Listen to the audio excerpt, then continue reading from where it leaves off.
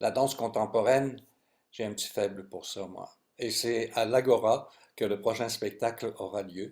Spectacle de danse contemporaine va sans dire. Et c'est une pièce qui a pour titre, très beau titre, Se dissoudre. Et Catherine Godet en est, que vous voyez déjà à l'écran. D'abord, bonjour Catherine. Bonjour. Vous en êtes la conceptrice, la chorégraphe, et j'aimerais savoir cependant, et c'est ma première question, votre dernier spectacle qu'on a vu, c'est il y a quelques années, et c'était L'affaissement du merveilleux, et j'aimerais savoir, entre ce moment-là et maintenant, qu'est-ce qui s'est passé dans votre vie de chorégraphe? Alors, en 2018, septembre 2018, oui, c'était la première de l'Affadissement du merveilleux. Ouais. L'Affadissement du merveilleux, donc à l'Agora de la danse. Puis ensuite, ce qui s'est passé, c'est qu'en 2019, il y a eu la poursuite de ce spectacle-là, qui a eu d'autres vies, qui a tourné un petit peu, qui a été repris entre autres au FTA 2019. Mhm. Puis à partir de 2019, l'automne 2019, j'ai entamé un nouveau processus de création. Et là, ben, la pandémie est arrivée. Ah ouais? Ah ben oui. Et tout a été suspendu, littéralement. C'est-à-dire que le projet que j'avais entamé, la nouvelle création que j'avais entamée, a été non seulement suspendu, mais reporté d'une année, même d'une année et demie. Et toutes les tournées de l'Affadissement du merveilleux ont été elles aussi suspendues. Donc, qu'est-ce qui s'est passé à partir de ce moment-là, principalement en 2020? Ça a été vraiment, pas seulement pour moi, je pense que ça a été quand même généralisé dans le domaine des arts vivants, en tout cas, c'est que la seule chose qu'on pouvait faire, étant donné qu'on ne pouvait pas se produire en salle de spectacle, c'était d'être en studio, de travailler sur des nouveaux projets, idéalement des projets qui étaient de petite envergure, donc des solos, peut-être des duos en distanciation. C'était vraiment la seule chose qu'on pouvait faire. Alors, il y a beaucoup de nouveaux projets qui sont nés en 2020. Je pense en tout cas pour ma part, il y a 3 nouveaux projets qui sont nés en 2020 Quand même, hein? ouais, qui ne devaient pas naître, voire qui ne devaient pas exister a priori, mais on avait besoin, c'est ça, d'exulter, si on veut. Et donc, ça a été une grosse année de création sur des nouveaux projets. Puis tranquillement, là, à l'automne 2020, là, la création sur la nouvelle pièce que je vais présenter au printemps a pu aussi commencer officiellement. Mhm. Puis l'air de rien, ben c'est ça, les années passent vite quand le temps est un petit C'est peu ça. incertain comme ça. Et tout ça pour en arriver à ça. Ouais. Ouais, ça c'est. Oui, allez-y. Non, mais moi, je tripe sur le se dissoudre parce que j'essaie d'imaginer, et il y a une très jolie phrase dans la promotion qui entoure la présentation du spectacle, c'est se dissoudre, c'est un peu comme le sucre dans son thé. Et j'essaie de visualiser ça, et j'essaie de m'imaginer Marie-Philippe Sampère, votre soliste, si vous, et voir comment vous traitez ça. Oui, alors, ben, se dissoudre, c'est un des projets, en fait, qui, a priori, ne devait pas nécessairement entrer dans une production, se produire sur scène. C'était vraiment au départ une idée de recherche et quand le confinement est arrivé, ça a été un des projets qu'on a pu ramener en création, dans le studio de création. Mhm. Et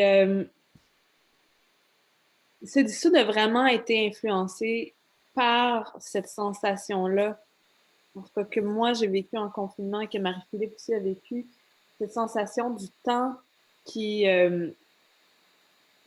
comment dire, qui se distend et qui se contracte tout à la fois, une espèce de sensation diffuse d'être porté par les événements sans avoir de prise sur les événements.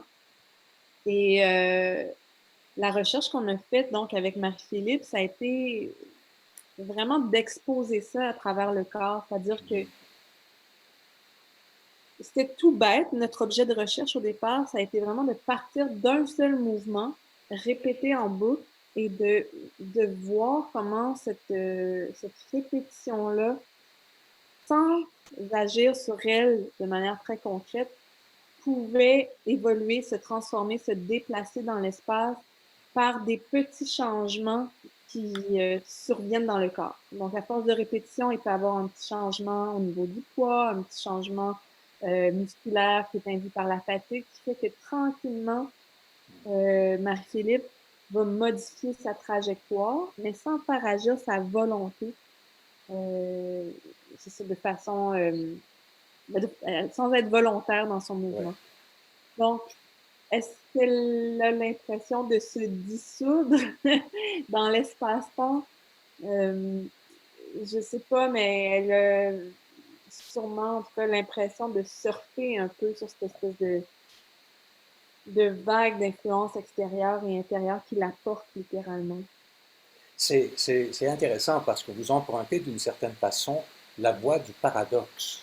C'est-à-dire que oui, la distension et la tension, c'est comme le travail sur le corps à un moment donné qui, pour toutes sortes de raisons, euh, se, se, se dissout, se dissout dans l'espace ou se ramasse dans l'espace. Mhm. Intéressant comme projet. Oui, ben, en fait, il y a vraiment je l'ai vu là, concrètement en répétition la semaine dernière, c'est que malgré ce désir qui est théorique, justement, de faire en sorte que Marie-Philippe se laisse porter par les éléments environnants, euh, elle adopte quand même une posture qui est, oui, finalement paradoxale, parce que c'est pas vrai on peut faire fi de notre volonté complètement. Ça peut être une vue de l'esprit, mais on peut jamais y arriver totalement. Donc, on est constamment à la fois porté par ces vagues extérieures, mais ces vagues intérieures aussi, ou dans le cas de Marie-Philippe, c'est peut-être pas nécessairement, c'est ça, sa volonté consciente, mais en tout cas, il y a une volonté inconsciente qui la mobilise quand même. Donc, on est toujours Mhm. à la limite des deux, finalement. Ouais. Alors ici, on est devant une image du spectacle comme tel. Euh, Malgré que les deux photos qu'on a vues précédemment, les deux images, sont davantage pour présenter le spectacle se dissout. Là, on est dans le feu de l'action, on est devant quelqu'un qui est en quête de quelque chose, visuellement c'est ça, mais quel est le fil conducteur de ce spectacle qui doit durer près d'une heure, quoi? Oui, si je ne me trompe pas, le spectacle fait 55 minutes.